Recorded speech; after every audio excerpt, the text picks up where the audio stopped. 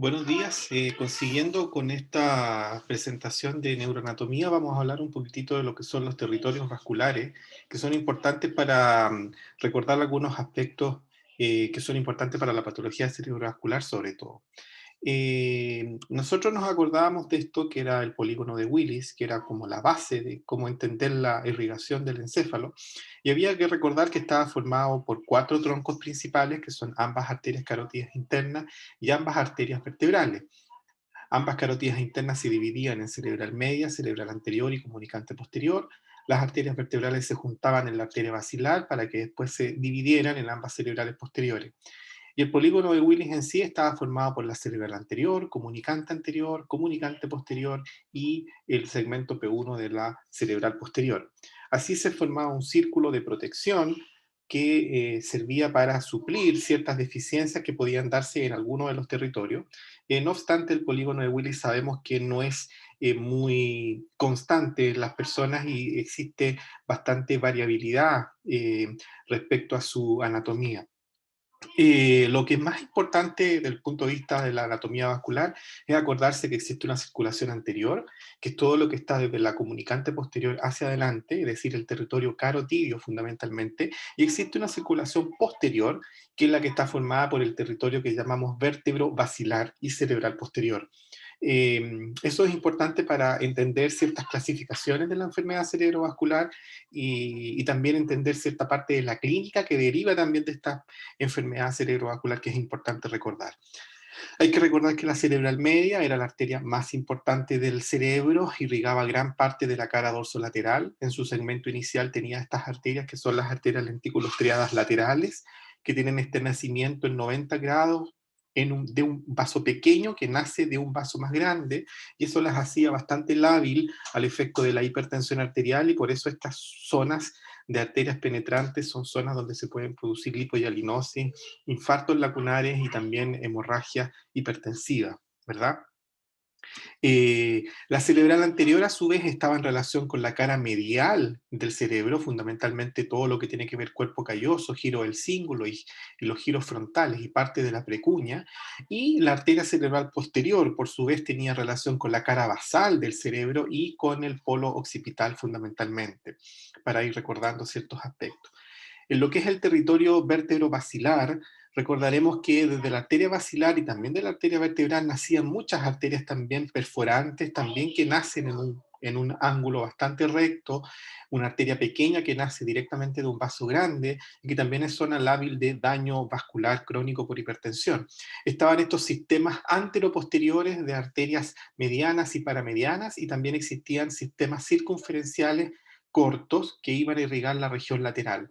El sistema mediano y paramediano, que irriga la parte medial, como dice la palabra, y las circunferenciales cortas, que irriga el sistema lateral del tronco, explica esto de por qué en los libros sale con mucha frecuencia los síndromes de tronco divididos en síndromes mediales y síndromes laterales. Y la razón más frecuente es por la frecuencia de la enfermedad cerebrovascular, donde encontramos claramente y frecuentemente síndromes mediales por alteraciones paramedianas y síndromes laterales por alteraciones de las arterias circunferenciales cortas.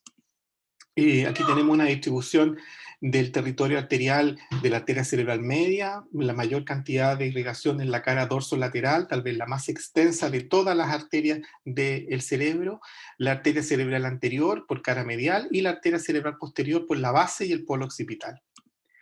Aquí tenemos un esquema, cómo se ve en las neuroimágenes, que también es bastante importante porque la neuroimagen es una herramienta de uso cotidiano en la especialidad.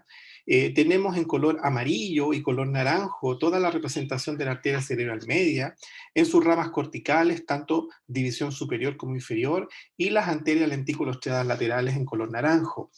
En color rojo tenemos la arteria cerebral anterior, que incluye la cabeza del caudado, el cuerpo calloso y la cara medial, como ustedes ven, del encéfalo en general, siempre en relación con la cesura interhemisférica. Y la circulación posterior, en este caso la arteria cerebral posterior, con los tálamos, el esplenio, el cuerpo calloso y el polo occipital. Eso a grandes rasgos. Ahora, otra cosa importante que hay que recordar es la relación de los territorios vasculares con la distribución de ciertas áreas corticales especializadas. Y una que siempre se aprende y se enseña es la relación con la corteza motora.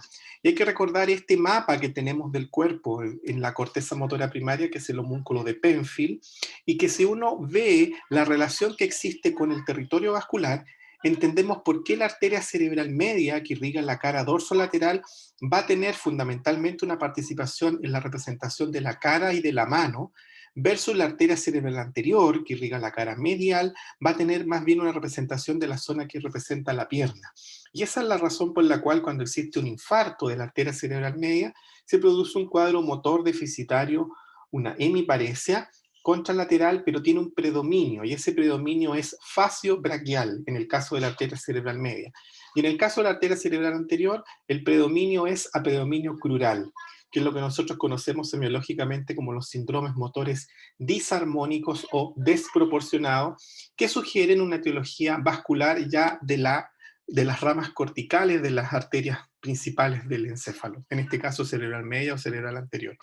A diferencia de un compromiso en la cápsula interna, donde está todo más junto en una zona más pequeña, es más probable que una lesión vascular en esta zona produzca un cuadro que nosotros llamamos armónico, es decir, compromete tanto la cara, el brazo y la pierna en la misma proporción, armónico o proporcionado.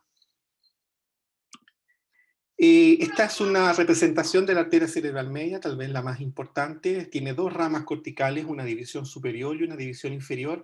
Y también es importante recordar la relación que tiene con otras áreas de representación cortical especializada. Así como hablamos de la corteza motora primaria, la corteza sensitiva primaria y el área de Broca van a estar en zonas que van a representar más bien la división superior. Y por eso un infarto de la división superior va a predominar la hemiparesia disarmónica a predominio facio-braquial y una fase de Broca, por ejemplo. En cambio, en la división inferior, que irriga más bien la parte baja del lóbulo parietal y el lóbulo temporal, está representada por la radiación óptica. Acuérdense que aquí va la radiación óptica en lo profundo de esta parte del cerebro, desde el tálamo hacia la corteza visual primaria, y está el área de Wernicke. Y por eso un infarto de la división inferior de la arteria cerebral media se caracteriza más probablemente por una fase de Wernicke más una hemianopsia homónima. Esto naturalmente que es variable entre persona y persona. De hecho, existen clasificaciones que la dividen en tres ramas en un porcentaje de pacientes, pero para entender un poco, esta es la forma más fácil y esquemática de aprendérsela. Lo que les mencionaba respecto a los sistemas de irrigación mediano, es decir, ramas medianas y paramedianas que van a producir síndromes mediales, versus las ramas circunferenciales que van a irrigar regiones laterales, es lo que explica por qué se producen estos síndromes de troncos mediales y laterales a nivel vascular. Y también podemos entender a propósito de los síndromes alternos. ¿Ya? Los síndromes alternos, en este caso, el síndrome de Weber, que es una lesión a nivel de el mesencéfalo, si recordamos la clase anterior donde hablábamos que a nivel medial también se encontraban muchas estructuras de las líneas motoras, podemos entender por qué se produce un compromiso del tercer par óvulo-motor más un compromiso de la vía piramidal que produce un compromiso piramidal contralateral. Y ahí está el síndrome alterno, tercer par ipsilateral, síndrome motor piramidal contralateral. En el caso del síndrome pontino medial, si nosotros recordábamos, estaba el sexto y el séptimo par, que también son líneas de las columnas motoras de los pares craneanos a nivel medial, y también en este caso está el lemnisco medio, porque la palabra lo dice que es medial, y estaba la vía piramidal, anterior y medial. Y este es el clásico síndrome pontino medial, que se puede producir por una lesión de una perforante mediana o paramediana larga. Y se produce en el fondo un sexto y un séptimo par ipsilateral y un compromiso motor piramidal contralateral y además sensitivo cordonal posterior contralateral. Ese es el síndrome alterno que hay en este caso. Y, por ejemplo, en el síndrome puntino lateral tenemos respeto de la vía piramidal, tenemos respeto de la vía cordonal posterior del lemnisco medio, pero tenemos compromiso de las regiones laterales. Y ustedes se acuerdan que a nivel lateral se ubicaban más frecuentemente las columnas sensitivas. Entonces tenemos compromiso de los pares de los núcleos, perdón, los núcleos vestibulares, tenemos compromiso del núcleo sensitivo del trigémino, tenemos compromiso de la vía termoalgésica, del eje espinotalámico, y también a nivel lateral se ubican los pedúnculos cerebelosos. Por lo tanto, estos cuadros pueden mezclar síntomas o signos cerebelosos ipsilaterales con un compromiso termoalgésico contralateral, porque aquí va bajando la vía espinotalámica cruzada, y compromiso sensitivo de la cara ipsilateral, y ahí tenemos como un síndrome alterno sensitivo, más compromiso vestibular variable dependiendo de la altura de la lesión pontina. También puede haber síndrome de Horner, y en algunos casos puede alcanzar a agarrar un núcleo motor que se localiza un poco hacia el lateral, que es el núcleo ambiguo, y pueden tener a veces estos pacientes también disfonía o disfagia, como se da muy frecuentemente en este síndrome, que es el síndrome de Wallenberg, que también es lateral, respeta la vía piramidal, respeta el lemnisco medio, respeta el hipogloso y produce compromiso cerebeloso ipsilateral por compromiso del pedúnculo cerebroso inferior, compromiso vestibular por los núcleos vestibulares, compromiso sensitivo del trigémino por compromiso del núcleo y el tracto del trigémino, compromiso de las vías espinotalámicas, que en este caso tendrían compromiso del cuerpo contralateral, porque aquí vienen ascendiendo ya cruzadas, y compromiso del núcleo ambiguo, y en este caso sí los pacientes tienen disfonía y disfagia.